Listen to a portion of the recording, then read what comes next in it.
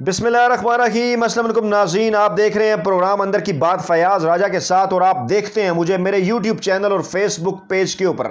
بڑی خبر ہے جناب، بریکنگ نیوز، تازہ ترین اطلاعات کے مطابق افغانستان میں طالبان نے کابل کی جانب تیزی سے پیش قدمی شروع کر دی ہے، اور اب تک کی تازہ ترین اطلاعات کے مطابق صرف چند کلومیٹر دور رہ گئی ہیں طالبان فورسز کابل سے، جو کہ افغانستان کا دارالحکومت ہے۔ اور ایک اور حیران کن بات یہ ہے کہ اپنے پہلے دور حکومت میں یعنی 1996 سے لے کے 2001 تک طالبان افغانستان کے جن بڑے شہروں پر قبضہ نہیں کر سکے تھے، یعنی مزار شریف اور جلال آباد، وہاں پر بھی ان کو بھی مزار شریف اور جلال آباد کو بھی طالبان نے فتح کر لیا ہے، اور اب آہستہ آہستہ ان کی جو پیش قدمی ہے وہ کابل کی جانب جاری ہے۔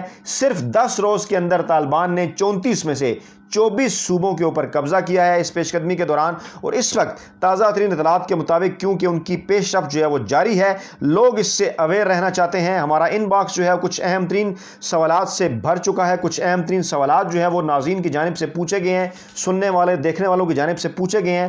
ان سوالات کے جوابات اس ویڈیو کے اندر، اہم ترین ویڈیو کے اندر آپ کو دینے کی کوشش کریں گے۔ پہلا سوال یہ ہے کہ طالبان کون ہیں؟ خاص طور پہ نوجوان نسل جاننا چاہتی ہے، جو کہ 25 برس پہلے کے معاملات سے اس طرح سے آگاہ نہیں ہے کہ جب 1996 میں طالبان جو ہے وہ ایک دم سے آئے تھے اور انہوں نے پھر جو ہے وہ افغانستان کے اوپر جو ہے وہ اپنی حکومت قائم کی تھی۔ اس کے بعد دوسرا بڑا اور اہم سوال کہ کیا طالبان پاکستان نے بنائے؟ اس حوالے سے بھی کچھ کنفیوژنز ہیں، اس حوالے سے تفصیلی معلومات آپ کے سامنے رکھیں گے، اور پھر آپ کو یہ بتائیں گے کہ طالبان بالعموم پوری دنیا سے اور بالخصوص پاکستان سے کیا چاہتے ہیں۔ اس حوالے سے تفصیلات بھی جناب آپ کے سامنے رکھیں گے۔ بات کرتے ہیں پہلے تازہ ترین اطلاعات کی۔ جیسا کہ میں نے ذکر کیا، جیسا کہ میں نے آپ کو بتایا کہ جو تازہ ترین اطلاعات ہیں اس کے مطابق افغانستان میں طالبان کی جو پیش قدمی ہے وہ جاری ہے، اور ملک کے شمالی شہر مزار شریف پر انہوں نے قبضہ کیا ہے۔ چوتھا بڑا شہر ہے اور صوبہ بلخ کا یہ دارالحکومت ہے، اور یہ شہر ان کے کنٹرول میں ہے جہاں وہ پہلے قبضہ نہیں کر سکے تھے۔ اور اس وقت وہ 24 جو صوبائی دارالحکومت ہیں 24 وہاں اب تک وہ قبضہ کر چکے ہیں، اور اب کابل سے صرف چند کلومیٹر کی دوری کے اوپر ہیں۔ تو جناب ہم بات کرتے ہیں تاریخ کے تناظر میں۔ اگر دیکھا جائے تو افغان طالبان نے اکتوبر 1994 میں ایک مقامی مذہبی پیشوا ملا عمر کی سربراہی میں افغانستان کے جنوبی صوبے قندھار میں جنم لیا تھا۔ ریفرنس ہم آپ کو دیں گے مختلف کتابوں کا جن سے ہم نے یہ تحقیقات اکٹھی کی ہیں، اور خوش قسمتی سے یہ کتابیں ہماری لائبریری کے اندر موجود تھیں۔ جناب بنیاد پرستوں کا تصادم، طارق علی صاحب کی کتاب ہے۔ طالبان کی قید میں جوان رڈلے سے مریم تک جو مسلمان ہو گئیں، غیر ملکی صحافی، ان کی کتاب ہے۔ پنجابی طالبان، مجاہد حسین صاحب کی کتاب ہے۔ ظاہر شاہ سے ملا عمر تک ہمارے صحافی دوست عرفان طارق صاحب کی کتاب ہے، اور جہاد کشمیر اور افغانستان، افغان اور کشمیر موضوع پر کام کرنے والے محمد عامر رانا صاحب کی کتاب ہے۔ تو جناب ان تمام کتابوں کے حوالے اخلاقی طور پر بھی دینا ضروری ہے، جو کہ ہم نے ریفرنس کے طور پر آپ کو دے دیے ہیں کہ تمام معلومات ان کتابوں سے اکٹھی کی گئی ہیں۔ تو جناب سابق افغان سفیر ملا عبدالسلام ضعیف طالبان تحریک کے قیام پر انہوں نے بھی اپنی کتاب ایک لکھی، جس میں انہوں نے کہا کہ اس تحریک کی ابتدا قندھار اور اس کے اطراف میں دینی مدارس کے نوجوان طالب علموں سے ہوئی تھی، اور ان کے مطابق ان دینی مدارس کے طلباء نے صوبے میں جہادی کمانڈروں اور ان کو تسلیم کرنے والے سابق کمیونزم یعنی اشتراکیت کے باقی ماندہ ملیشیا کے ہاتھوں پھیلی طوائف الملوکی اور شدید بدامنی سے عوام کو درپیش جو انسانیت سوز مظالم تھے ان کے خلاف ہتھیار اٹھائے تھے۔ اور طالبان تحریک کے بانی رکن جو ہیں اور ملا عمر کے برسوں تک جو ترجمان رہے ملا عبدالحی مطمئن، انہوں نے بھی اس موضوع پر ایک کتاب لکھی۔ اس میں انہوں نے اس ایک بات کا خاص طور پہ ذکر کیا کہ افغانستان کے جنوب میں، جنوب مشرق میں، مغرب میں اور دیگر مرکز اور کئی علاقوں میں دیگر جو پشتون اکثریتی صوبے تھے وہاں بھی چھوٹی موٹی تحریکیں چل رہی تھیں، آپس میں ان کا کوئی لنک نہیں تھا، لیکن جب بہت کم وقت میں ملا عمر نے بے شمار کمانڈروں کو جب شکست دی، حیران کن شکست دی نامور کمانڈروں کو، تو اس کے بعد آہستہ آہستہ جب ان کو صوبوں سے باہر نکالا، اپنا اقتدار قائم کیا، تو جو دیگر صوبوں کے اندر بھی جو مقامی تحریکیں تھیں وہ ان کے ساتھ جڑتی گئیں، اور لوگ جو ہے وہ ان کے ساتھ شامل ہوتے گئے۔ یہ جناب جو ہے وہ طالبان کے حوالے سے جو تاریخ ملتی ہے ان تمام کتابوں کی روشنی میں، وہ ہم نے آپ کے سامنے پیش کی۔ اچھا، ابتدا میں جب انہیں جو ہے وہ کامیابیاں حاصل ہوئیں تو جو پشتون بیلٹ کے جو لوگ تھے، جن کا بیک گراؤنڈ پشتون تھا، وہ ان کے ساتھ تھے۔ اس مرتبہ معاملات تھوڑے سے ڈیفرنٹ ہیں، وہ ہم آپ کے سامنے رکھتے ہیں، لیکن کچھ لوگ یہ بھی سوالات اٹھاتے ہیں کہ پاکستان سے کیا تعلق ہے۔ کچھ لوگ نصیر اللہ بابر کا ذکر کرتے ہیں، جنرل ریٹائرڈ نصیر اللہ بابر کا، تو ان کی جو انٹری ہے وہ خاصی بعد میں ہمیں اس معاملے کے اندر نظر آتی ہے۔ اگر دیکھا جائے تو 1979 کے اندر جب روس نے افغانستان کے اوپر حملہ کیا تو اس وقت پاکستانی اسٹیبلشمنٹ، پاکستان نے، پوری پاکستانی سوسائٹی نے، جس میں پاکستانی دانشور، میڈیا، سیاسی جماعتیں تمام لوگ شامل تھے. آج چاہے آپ صرف ملٹری اسٹیبلشمنٹ پر الزام لگائیں لیکن تمام لوگ اس کے اندر شامل تھے. بڑے بڑے دانشور بھی انہوں نے حمایت کی تھی کہ پاکستان کو جو ہے وہ اس جنگ میں کودنا چاہیے. سعودی عرب تھا, امریکہ تھا, دیگر اتحادی تھے, اور وہاں پر پھر جو ہے وہ جب روس کو باہر نکالا گیا تو اس کے بعد پھر بدامنی جو ہے وہ ختم نہیں ہوئی, گروپس نے آپس میں لڑنا شروع کر دیا. یہ وہ بیک گراؤنڈ تھا کہ جس بیک گراؤنڈ کے دوران طالبان جو ہے وہ سامنے آئے, اور پاکستان نے طالبان کی اس وقت حمایت کی جب طالبان ہیں انہوں نے افغانستان میں اپنی حکومت قائم کر لی, اور اس کے بعد پھر جب انہوں نے دیگر ممالک سے تعلقات بنانا شروع کیے تو سعودی عرب نے بھی مانا, یو اے ای نے بھی مانا, پاکستان نے بھی تسلیم کیا. اس طرح سے اس معاملے کا یہ سارا بیک گراؤنڈ ہے.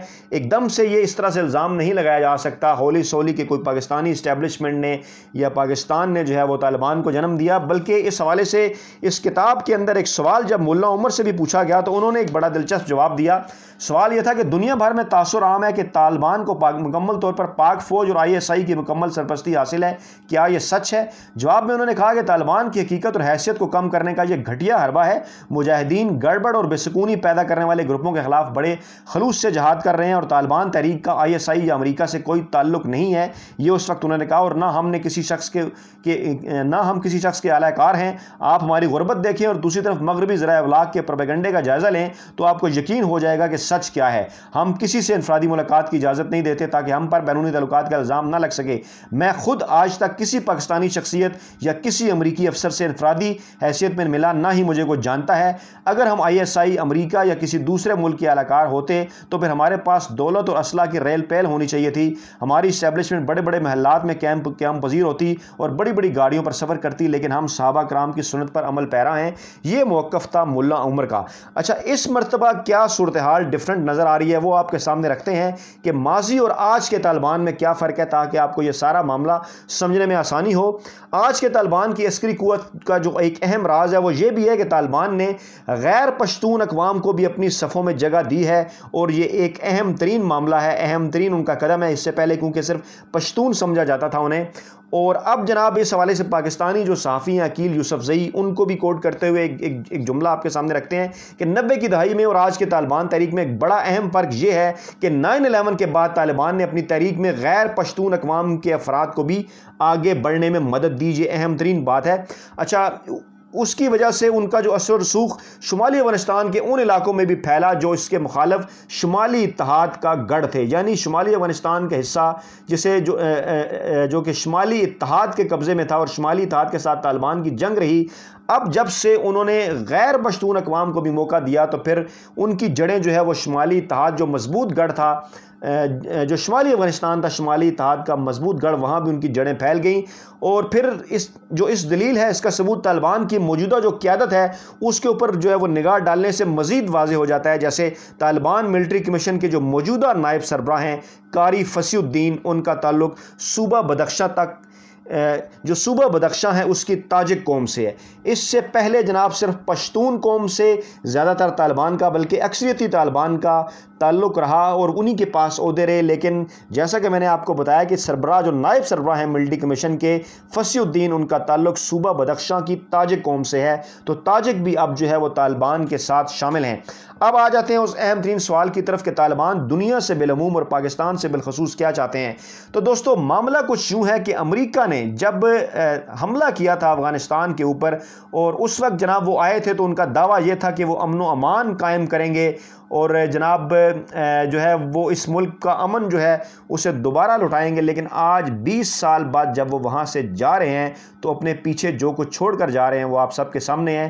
20 سال اربوں ڈالر اس جنگ میں جھونکنے کے باوجود امریکہ کے ہاتھ کچھ نہ آیا, الٹا بلکہ ان کی وجہ سے پورے اس خطے کے اندر دہشت گردی بھی پھیلی, پوری دنیا کے اندر دہشت گردی بھی پھیلی, کیونکہ انہوں نے ایک ملک کی سرحدی خلاف ورزی کرتے ہوئے اس کے اوپر انہوں نے حملہ کیا. خیر وہ علیحدہ قضیہ, اس کے اوپر پھر کبھی روشنی ڈالیں گے.